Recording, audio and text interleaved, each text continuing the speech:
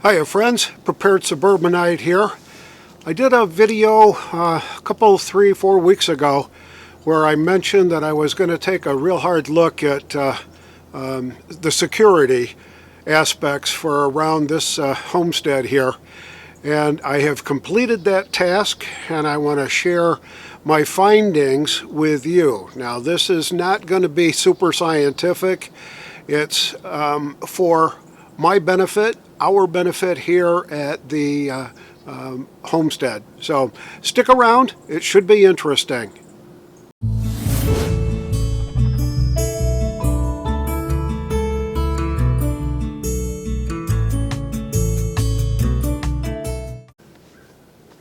So first thing that I did was a needs assessment. So I had to look first at the budget. And you know, not being a super wealthy man, price is an object for me. And I figured that I could spend upwards of $300 to get the security system, process, whatever that I could afford and would be comfortable in spending. Now, you can certainly spend a whole heck of a lot more than just $300 for whatever your particular needs are, but let me just explain a little bit about where we are and what I think our needs are for home security. We live in a community, call it a suburban development that was built between 40 and 45 years ago, so in the late 70s to early 80s. And it's complex.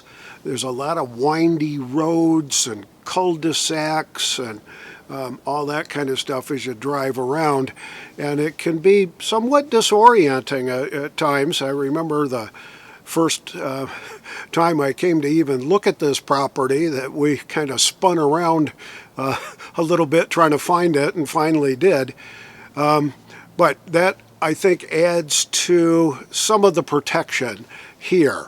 It is not a gated community. We do have an active group of people that do monitor things like door-to-door salesmen and stuff like that, so got to give them a little bit of credit for that. We live on a cul-de-sac. We've got just shy of a 2-acre lot. Most of it's wooded. In fact, I had to clear quite a lot of trees when we first moved in here so that I could actually get a garden put in because everything was so densely populated with trees. But we've surpassed that, and I've spent quite a lot of money with the local arborist to get the trees taken down and get some sunlight coming in here. So my current setup is almost too minimal for what I think my needs are. I've got a couple of game cameras out back in the woods, and they're very simple, straightforward game cameras. I gotta go out if I want to see what's been captured on the SD cards. I gotta go out and pull the SD cards out of the cameras themselves, plug it into the computer, and then go through them one by one. So there are game camera options available that will give you an alert on your phone, interactive kind of stuff, but they can be pretty expensive. I don't mind once every few days or once every couple of weeks going out into the woods and pulling the SD cards and reviewing what's been going on. See a lot of great deer, a lot of game activity. I've seen coyotes and foxes and squirrels abundant. So, but it's not really super security kind of stuff. I have caught a couple of humans trying to make their way across the backyard. Usually the young kids from around the neighborhood that are exploring the creek beds, and they'll step out in front of the cameras from time to time, and I'll pick them up. There was a fella, probably this time last year, that was taking his dog for a walk through the woods and walking right through my backyard.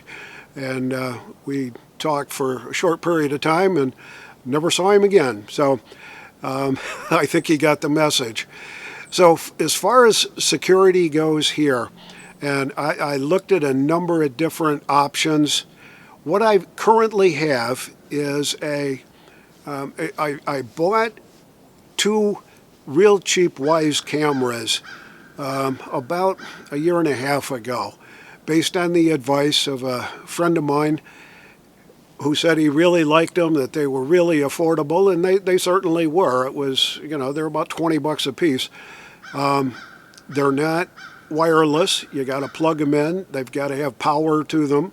But I was able to use that for 7 or 8 months or so, monitoring the garage and driveway entrance to my house. And that was really about it. That's all they were really designed for. I've tried to use it to monitor my front door, and it just doesn't seem to work very well at all. Because they're indoors, they're not weatherproof, these cameras. All I could do was like put it in a window, and then I'd get reflections off the window and couldn't really tell if there was movement or what was really going on. So I didn't think the indoor cameras monitoring through a glass window was a good idea. So I started shopping around, and based on some tips and recommendations from some of the viewers and some of our friends and family, I looked at ring.com, and once I figured out who they were and who their owner is, I decided against them right away. But because I had about a $300 budget for that, their 2-pack of a camera, spotlight cameras they call them, outdoor spotlight cameras, was $349.99 for the 2-pack of the spotlight cameras from Ring. The Protect Basic plan that they've got, which I think includes some sort of monitoring, is $30 per year per device. I then looked at Arlo, based on a tip that I got from one of our viewers of video, and looked at their double wireless camera package, and it was $379.99, and that's as far as I looked there because it was over my budget. I looked at SimpliSafe, and their outdoor security cam, just a single one, is $170, $169.99, so it's $170. But in order to use it, you got to buy their base, which is $130, and a keypad, which is $70. So that's $370 to get one security camera. And then they've got monitoring without dispatch and just the recording stuff. So it's kind of access to their cloud, $10 a month. I tried to look at CPI. Well, you can't get a price from CPI because you got to give them your contact information, and they send a salesman to your house or call you on the phone. So I didn't want to go through that because I know what I was looking for, and there are certain things that I wanted to make sure I had covered. So, like I said, I'm in a suburban development. It's a very complex layout of the streets and roads and cul-de-sacs. It's a non-gated community. At my particular house, I've got 3 points of access: the front door, the garage, big 9-foot garage doors, got 2 of them, and a back door, which is on our deck. So our house sits up high, so there's a crawl space on one half that's probably up 4 feet or so. So every entrance except for my garage, you got to go up steps to get in. So the front door is the same. It's got 5 or 6 steps to get to the front door. The deck has got 7 or 8 steps to get up. So I figured, I really don't need the contact sensors, the little gizmos that go on your windows and doors that alert you if they get opened up, if you don't want them to be opened. I figured if somebody's going to try to get into the house that way, they're not going to try to get a ladder up 10, 12 feet and then try to get in the house by jimmying a window or breaking a window, whatever.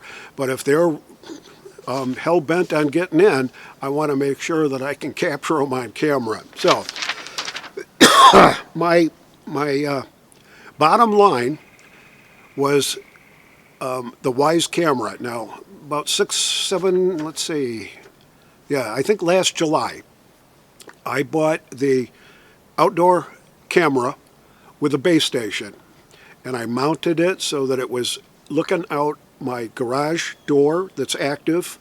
I got 2 garage doors, one that's inactive, and that's part of the storage area for our preps and stuff. And on the active side of the garage, that door, I've got the monitor up in the corner of that, and it looks right down the driveway. So I think it gives us a pretty good field of view. I can certainly tell when the UPS driver pulls up, or the mail truck pulls up, or the FedEx driver pulls up. I capture them right away, and I get an alert on my phone that says, "Hey, there's somebody in your driveway." They don't call the police, so there's none of that. So I looked more deeply at Wyze, and they've got all kinds of weird stuff. They've got the doorbells. They've got the contact sensors for the doors and the windows. They've got thermostats. You name it, they got it. They got watches and all kinds of stuff. But they do have just the outdoor cameras without a base station, and their base station can handle, I think, up to 4 individual cameras. So I've got 2 going right now. I got an indoor cam and an outdoor cam. So I got room for 2 more. That'll give me, that'll fill up that base station and give me 4 to monitor with a base station, so I don't have to buy a second base station. The 2-pack of the outdoor cams was $102 plus tax. And I guess everything else is plus tax too. So there is a package that you have to get with them, 2 levels. They call it Cam Plus. It's $1.25 a month, or $15 a year per device, that allows you access to their cloud. And that's where the recordings happen. You can pull them down off the cloud. You can save them, do whatever you need to do. And then there's the Cam Plus Pro, which includes monitoring the call to the police departments and all that kind of stuff. And that's $39.96 a year per device. So just one device here, one device there. So I got 3. That'd be $120 a year just for that level of monitoring. I said, no, I'm not going to do that, but I'll take 2 of the outdoor cameras at $102, and I'll spring for the $1.25 a month, or $15 a year for the access through their application on my phone. Now, the downside of all of this security stuff is you've got to have power. So you got to have some sort of electricity to power certain things, recharge the batteries, power your base station, whatever. And you've got to have internet. These are wireless outdoor cameras, so you've got to have a way for connectivity. So my little internal network here with the router that I get with my internet connection, that's what you got to have. So in a grid down situation, if you don't have power, you don't have internet, your security system is just a couple of plastic boxes hanging on the outside of your walls. So it really doesn't help.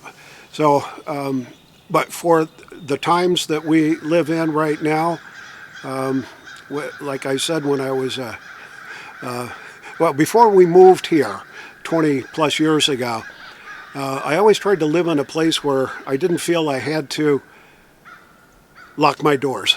And when I found this place, and thanks so much to the realtor that understood my needs and said, yep, I think I found you the perfect house, and she was right. The At first, and for the first 10, 12 years, we never locked our doors. There was never any need to. There was never any crime reported around here.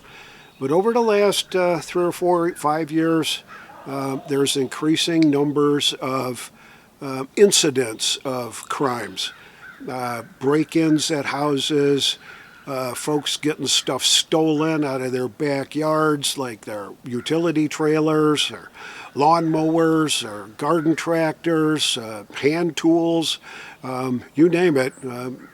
But it's pretty rare. It does happen from time to time. I might hear in this particular neighborhood maybe once every 6 months or so that somebody will report that there was a break-in or something weird going on at their house, or that they had something stolen. So I'm not really too awful concerned. We are locking our doors every day, every night, every time we're not here. The doors get locked. My wife's methodical about that anymore. And I think it's a good idea. So these Wyze cameras, the Wyze outdoor cameras, very reasonable investment for me, stayed within my budget. They were very easy to install. You get a magnetic mount that has got two little screw holes in it, and you figure out where you're going to put it, and you drill a hole and you screw the screw in and tighten it up, and the base is secure.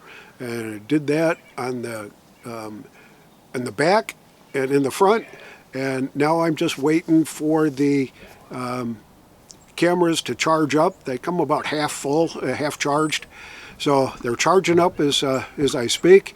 And once they get charged up, I'm going to get them installed, get them positioned properly, and sync them up to the application on the phone.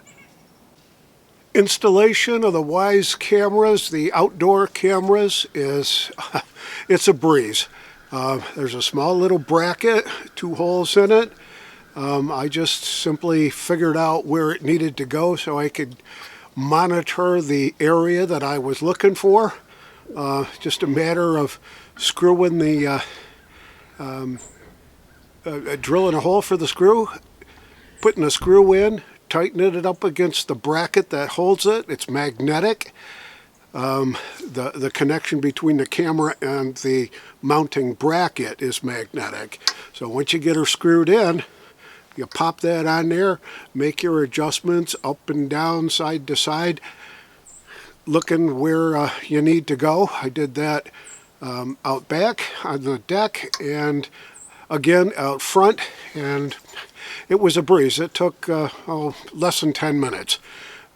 Little tiny screw head, so you got to use a very small Phillips screwdriver, and I pre-drilled the hole, so it made it pretty easy to get the thing started, and it worked like a charm. After that, it's a matter of the setup. So once you get them charged up, then you turn them on basically and go through a process on your phone app that walks you through step by step everything you need to do, how to activate it, upgrade the firmware in it, get them positioned just right.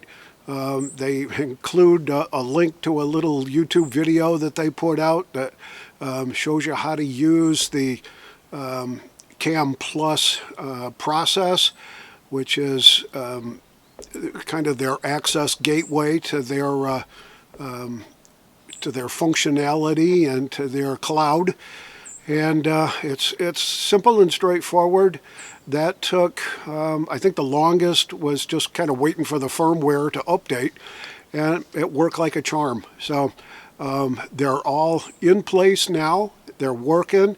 I took the indoor cam and found a great spot in our preps storage area to put it down there, just in case we get an intruder that gets into that area. I'll be able to at least take a picture of them and see them on video. So I think for the buck, for the bang, I think I did okay. All together with all 3 cameras, the the indoor camera, the base station, I think I've got less than $300 involved. I think the indoor cameras were 20 or 25 bucks. Got those from Amazon.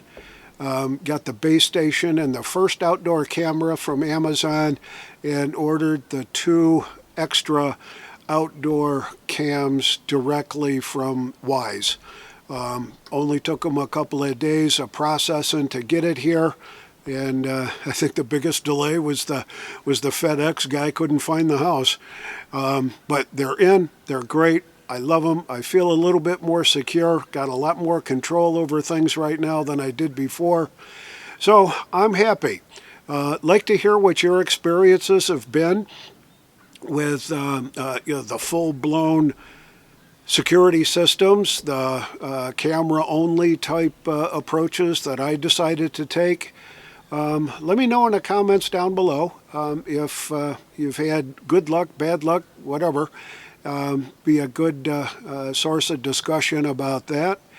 And if you like these kind of videos, please click the like button, hit subscribe, and share with your friends. This is the Prepared Suburbanite reminding you to be prepared always, and I'll see you all on the next video.